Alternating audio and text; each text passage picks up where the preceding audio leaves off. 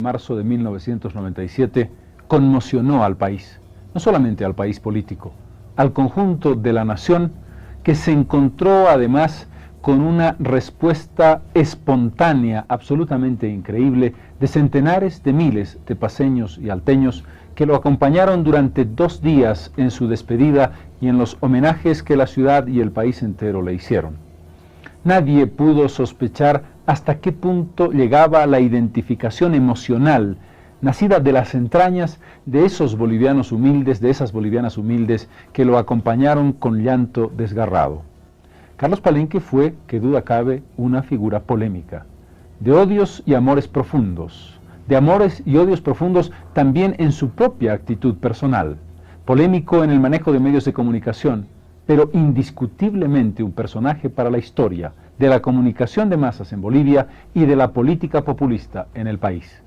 Por eso quiero recoger en este programa especial, en De Cerca, los momentos más importantes que tuve con él en diferentes conversaciones. La primera vez que estuvo en el programa fue el 27 de marzo de 1989, como candidato a la presidencia de la República. Era la primera vez que además que buscaba la presidencia. La segunda entrevista en De Cerca se la hice el 19 de febrero de 1991. Era ya un político importante en el espectro del país. La tercera, inmediatamente después de las elecciones de diciembre de 1991. Fue el martes 3 de diciembre, aquella elección que ganó Julio Mantilla, que entonces militaba en Condepa y era el candidato a la alcaldía por ese partido. Y la última se la realicé el 13 de mayo de 1993. La última intentona que hizo como candidato a la presidencia, entonces no lo sabíamos, obteniendo un importante cuarto lugar. Lo que ustedes van a ver es un resumen de 1 hora de todos estos programas que tengo en el archivo de Cerca para redescubrir y reencontrar la personalidad, las ideas, los puntos de vista del desaparecido Carlos Palenque. Si le preguntáramos al Carlos Palenque de hace 1 año si pensaba estar terciando para estas elecciones, ¿qué nos habría respondido? El compadre de hoy no pensó hace 1 año hacer política. Pensó continuar trabajando en los medios de comunicación, pensó seguir en su tribuna libre, pensó luchar desde esa trinchera con ese estilo de hacer comunicación que es un estilo de hacer comunicación denuncia. El periodismo denuncia, que ciertamente es riesgoso, es peligroso y provoca ciertas inquietudes y sobre todo urticaria entre alguna gente que se siente tocada cuando se habla como nosotros lo hemos hecho en los medios de expresión pública. ¿Por qué el surgimiento de Condepa y cómo se ha estructurado este partido político que te catapulta a la presidencia o a la candidatura a la presidencia de la República? Esto tiene una génesis importante. Clausuraron Radio Metropolitana y Canal 4 y lo hicieron sin respetar las leyes, en un franco atropello a la Constitución Política del Estado, que dice que nadie puede ser juzgado sin antes ser escuchado. O sea, no hubo proceso alguno en el caso del sistema RTP. Fue simplemente la sentencia para que aquellos medios fueran silenciados y amordazados. Un paréntesis, Carlos. Uno de los elementos que se dio para esta clausura es el hecho de que los conductores del programa, uno de ellos tú, le dieran más de 20 minutos a un hombre como Roberto Suárez, narcotraficante conocido, que además tenía sentencia ya ejecutoriada. Es decir, ¿por qué no cortarlo cuando estaba haciendo una evidente apología del delito? Bueno, en realidad aquí hay un problema de carácter periodístico eminentemente. Resulta que Abimael Guzmán tiene sobre sí, es también un reo recontra rematado en el Perú, tiene algo así como 5.000 millones de dólares sobre sí por los daños que ha causado al Perú, tiene algo así como 7.000 personas muertas en su haber, pero es un hecho periodístico. El accionar de Sendero Luminoso en el Perú es un hecho que la opinión pública peruana tiene que conocerlo y que los medios de comunicación social del Perú tienen que darle campo. No hay muerte civil en la Constitución Política y en el Código Penal boliviano. No existe. El reo rematado tiene derecho a hablar. No hay muerte civil. De tal suerte que se le dio cabida al señor Roberto Suárez. Y el señor Roberto Suárez habló y ahí formuló algunas acusaciones. Y finalmente se comprometió a convocar a una gran conferencia de prensa con la participación de otros medios de comunicación, donde dijo que estaba dispuesto a señalar con el dedo a quienes le habían propuesto negocios de narcotráfico. Muchos críticos de Carlos Palenque, más que del sistema ETP, indican que de algún modo la entrevista fue simplemente un broche final de un conjunto de acciones de trabajo que frecuentemente podían involucrar un manipuleo de la opinión pública, particularmente de una opinión pública popular, o la utilización del medio para dañar severamente el prestigio, la honorabilidad de personas o entidades en determinado momento. Hemos estado hablando mucho sobre la comunicación alternativa y popular. Es una especie de descubrimiento para los bolivianos, la comunicación alternativa y popular. Nosotros hemos imprimido a un 100% estas características comunicacionales. Comunicación alternativa y popular. Lenguaje muy sencillo, el mensaje muy penetrante y los hechos al desnudo, tal cual, sin disfrazarlos de ninguna manera. De tal suerte que nosotros, si hemos formulado duros ataques, lo hemos hecho siempre a nivel de instituciones y de gente en función de gobierno. Lo hemos hecho. Hemos aceptado que la gente llegue a la tribuna libre y se exprese con absoluta libertad, con total libertad. La tribuna libre ha tenido ese tipo de características. Ahora, el conductor de la tribuna libre no es responsable de lo que dice el que asiste a la tribuna, de ninguna manera. Como tú no eres responsable de lo que yo puedo en este momento denunciar o formular como declaraciones personales. El responsable soy yo. La tribuna libre tenía ese tipo de filosofía. Cada ciudadano, de acuerdo al artículo 7º de la Constitución Política del Estado, podía emitir libremente sus ideas, sus críticas y sus puntos de vista. Así funcionaba la tribuna libre. ¿Habrían cosas que tú no volverías a hacer, que te parece, en las que tú hayas sido excesivamente crítico como juez? Es decir, que tu poder, y esta es una pregunta que te hago con una experiencia diferente, pero que te da ese carácter. Es decir, de alguna manera a veces uno se coloca, sin quererlo, en la posición de juez. ¿No ha sido a veces demasiado duro, demasiado inflexible o demasiado implacable? Yo diría apasionado, no implacable, menos inflexible, porque no hemos obrado como jueces, y es lo que le puede ocurrir a cualquier comunicador social. Apasionado, sí. Yo soy un hombre enemigo de la injusticia, enemigo del atropello, del exceso, de la discriminación social. Soy enemigo de las fórmulas segregadoras.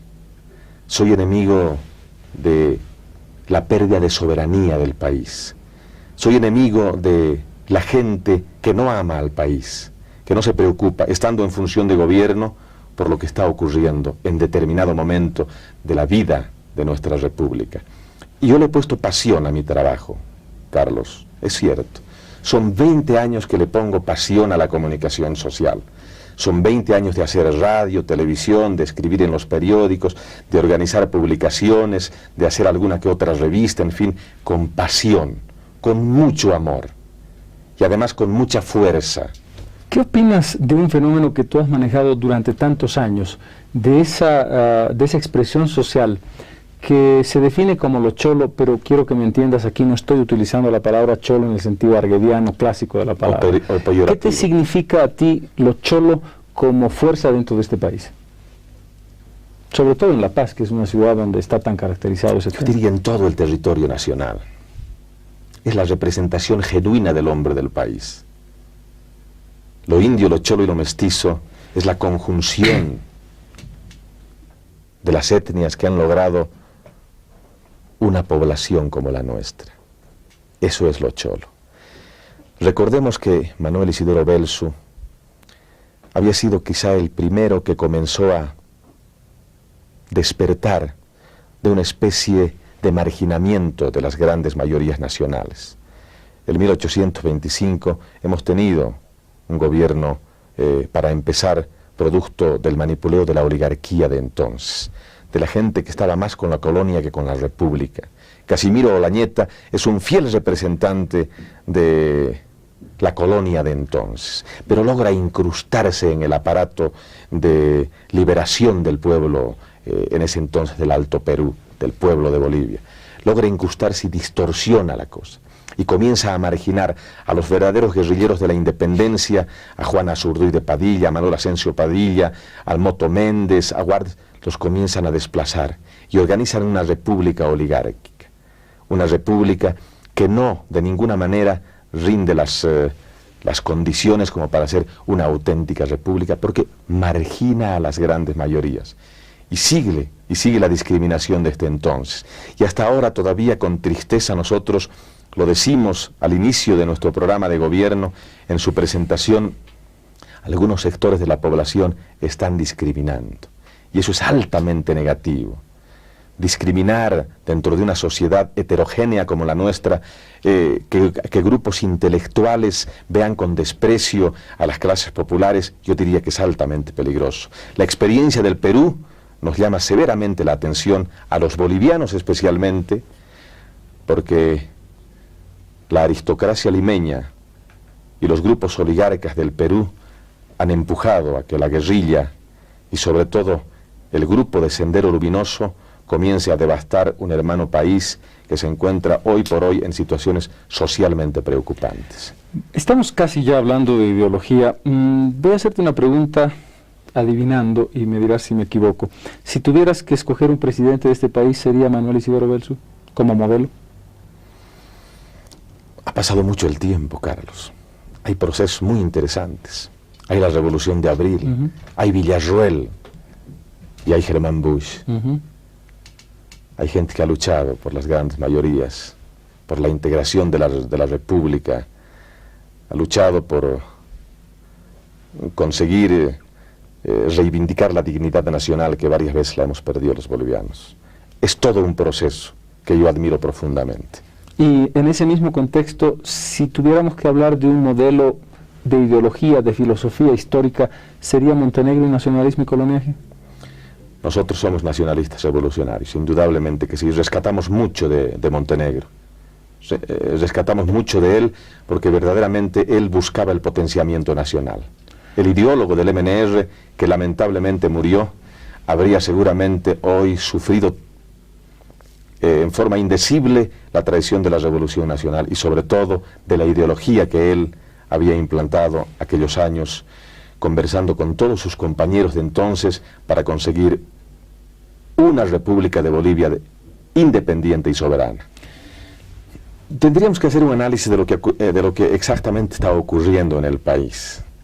Ahí está, comenzando el verdadero drama de Bolivia, el endeudamiento externo, producto del gobierno del general Banzer, que no supo justamente manejar aquellos recursos. Estábamos en las épocas de las vacas gordas, había que aprovechar, había que potenciar el país, pero por dentro, reitero, con proyectos realmente productivos y serios, que permitan que el aparato productivo logre consolidarse en Bolivia. Pero pasaron algunos años y comenzó a deformarse aquello, y tuvimos que ir comenzando luego a pagar la deuda externa que había adquirido el general Banzer. Y ahí comienza, como dije hace un momento atrás, la situación delicada. Llegamos al gobierno de la Unidad Democrática y Popular, donde realmente la situación se tornó dramática para todos los bolivianos. Un grupo de políticos forman la Unidad Democrática y Popular, en función de gobierno cada uno tira por su lado, las condiciones externas no son las mejores, hay un partido comunista dogmático que no permite que se desarrollen las posibilidades de un proyecto popular como el de la Unidad Democrática y Popular. Surgen además otro tipo de problemas exógenos en el país y finalmente la Unidad Democrática y Popular fracasa. El país está enfermo y el doctor Paz dice: Bolivia se nos muere. Evidente, el país con una hiperinflación realmente galopante, llegando al 24.000%, no había nada absolutamente que comprar, los mercados estaban desabastecidos, un descrédito del gobierno y urgía una solución. Aquella solución era el 21060 de acuerdo al señor Gonzalo Sánchez de Lozada. Y se da el 21060 y se opera al enfermo. El 21060 logra frenar la hiperinflación a través de un shock, y consigue que se frene la hiperinflación. Perfecto. Pero ¿de qué viene después? Se ha planificado los resultados, lo que podría ocurrir después de un shock. Comienza la relocalización, prosigue el cierre de talleres, desaparece prácticamente la artesanía, son cerradas varias fábricas e industrias, llegamos a la hiperrecesión y el país está enfermo. Estamos prácticamente como hace 4 años atrás, antes de que el MNR tome el poder. Conciencia de Patria ha elaborado el modelo de desarrollo endógeno. Y este modelo tiene características importantes. Ya hace unos 2 años atrás, cuando yo estaba en los medios de comunicación social, preocupado observaba lo que ocurría en las fronteras de Bolivia. El gran mercado persa que se daba en casi todas las ciudades de Bolivia. La desesperación del boliviano por llevar algo diariamente a su hogar. Se dedicaba al comercio minorista, se dedicaba a la compra-venta de algo que le significaba el ingreso diario para vivir al día, como dice el pueblo mismo. Nosotros realizamos una campaña en contra del producto chileno, especialmente, y también del producto argentino, porque veíamos ya que le estaba haciendo daño al resto de la industria nacional y especialmente a los pequeños productores. ¿Cuáles son las bases del modelo endógeno? Comenzar a reactivar el aparato productivo, a potenciar la nación. ¿Cómo? Primero, sustituyendo las importaciones, nacionalizando el mercado interno, que hay que hacerlo, y sustituyendo las importaciones. Resulta que nosotros, los bolivianos, nos damos el lujo de importar 77 millones de dólares por el ingreso de trigo a Bolivia, 40 millones de dólares por importar manteca de cerdo, 40 millones por importar leche. ¿No podremos producir leche los bolivianos? ¿Manteca de cerdo no podremos producir los bolivianos? ¿No podremos acaso los bolivianos sembrar trigo en los campos maravillosos de las praderas del norte, de La Paz, de Chuquisaca y de Cochabamba? ¿No podremos autoabastecernos para evitar ese drenaje de divisas al exterior? Para empezar tendríamos que hacer eso. Para eso se necesita dinero. Cuando tú hablas del tema de la sustitución de importaciones, que lleva a un aspecto fundamental que es la protección de la industria local, otro de los criterios que flota en el ambiente, y no sé cuál será el criterio de Condepa, es: ¿esto no implicará el subsidiar a empresas, a productoras industriales bolivianas que a la larga se convertirán en un lastre para el Estado y estarán siendo engañadas y engañando al consumidor? Porque claro, si tú las subsidias pueden bajar sus precios, pero no son eficientes y en el fondo trabajan a pérdida y quien paga es el ciudadano. ¿Cuál sería el concepto en el caso del famoso tema de los subsidios directos o indirectos a la industria, sea estatal o privada? Yo creo que no hay que subsidiar a la empresa. Hay que pedirle que marche adelante con absoluta independencia. Hay que ayudarla, sí, no subsidiarla. Pero, por ejemplo, en el caso de algunas empresas industriales, hay que ayudarles con el pago de sus importaciones de materia prima, sobre todo. En algunos casos hay que hacerlo. Está brindando mano de obra, porque captando mano de obra estamos evitando justamente que la gente comience a dedicarse al comercio minorista, que se dedique a la economía sucia finalmente. Tenemos que darle trabajo a nuestro pueblo. Yo creo que es fundamental, y está en la Constitución Política del Estado, el darle trabajo a nuestro pueblo y no quitarle. Entonces, lo que tenemos que hacer es ayudar a algunas industrias con aranceles diferenciados. Eso hay que hacerlo. ¿Es realista plantear la posibilidad al pueblo de Bolivia de que sea quien sea presidente, y en este caso Carlos Palenque, tendría condiciones responsables de dar un aumento salarial en el corto plazo al pueblo? Es urgente y necesario cambiar el modelo, Carlos. la nueva política económica, el modelo neoliberal del gobierno, decreto 21060 y el resto, nosotros en función de gobierno los vamos a tirar al canasto. Eso no marcha más. Fue una experiencia amarga. Nosotros tenemos el antídoto a ese veneno. Es el modelo endógeno de desarrollo, potenciando por dentro a la nación. Necesariamente, si una fábrica no vende, no puede aumentar salarios. Si un productor, vamos a ir directamente al ejemplo tan gráfico que hemos dado del sastre, ocupaba antes 8 personas, tenía muchos clientes, era muy bien cotizado, podía aumentar los salarios a sus operarios. Hoy, él ha cerrado su taller. El poder adquisitivo del ingreso de ese hombre se ha reducido tremendamente. Esa es la situación. O sea, sería irresponsable decir, vamos a ingresar al gobierno y al día siguiente vamos a aumentar salarios. Como es irresponsable decir, voy a dar 250.000 empleos. Es irresponsable porque la Biblia dice, por tus frutos los conoceréis. Por sus frutos los conoceréis. ¿En qué vamos a producir más? ¿En qué áreas? ¿Cómo lo vamos a hacer? ¿Y qué expectativas podemos tener en el mediano plazo de aumentar nuestros ingresos por ello? Es una pena, pero la minería está prácticamente agonizante. Los precios están muy bajos. Hay una sustitución de minerales realmente grande. Pero todavía tenemos colas y desmontes que explotar en Catavi, siglo XX, Yayagua, en fin. Podemos hacerlo a bajo costo, colas y desmontes. Hay que realizar un trabajo de explotación racional del oro y de la plata. Por ahí tendríamos divisas. Un poco lograríamos avanzar en cuanto a los 400 o 500 millones de dólares. Pero hay algo más que es realmente importante. Sustituida esa trilogía de problemas que tenemos, leche, trigo y manteca de cerdo, nos iríamos a buscar la solución de los problemas del café, por ejemplo. Tenemos un gran café. Somos un país rico en madera. Así es. Yo recuerdo el año 1984, hubo un problema entre una empresa, la Yumas Timber, y el gobierno de la UDP entonces. En Radio Metropolitana nosotros realizamos un estudio de lo que había ocurrido con la Yumas Timber y entonces el gobierno de la UDP. Habían entregado 300.000 hectáreas para su explotación de madera preciosa.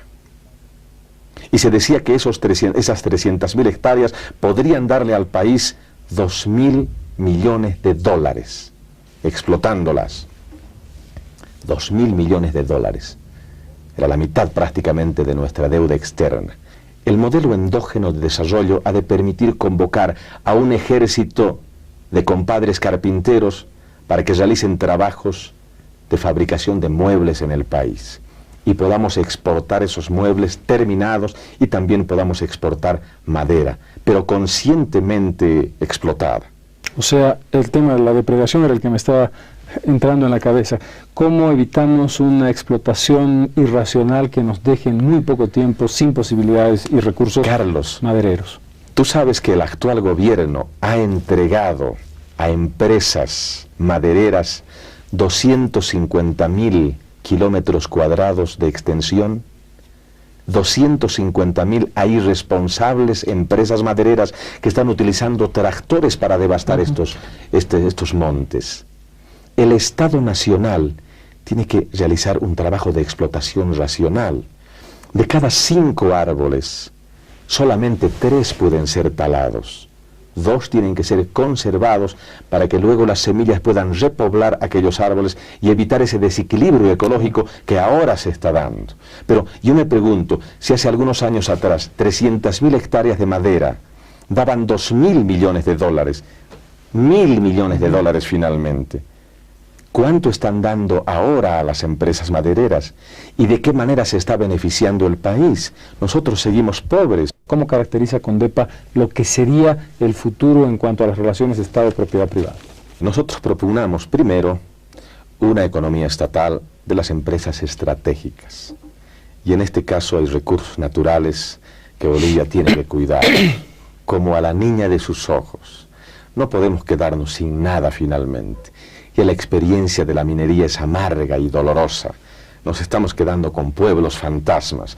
Y si no, yo lo invito al televidente que vaya a visitar Catavi, siglo XX, Yayagua, Uncía, ya son pueblos fantasmas.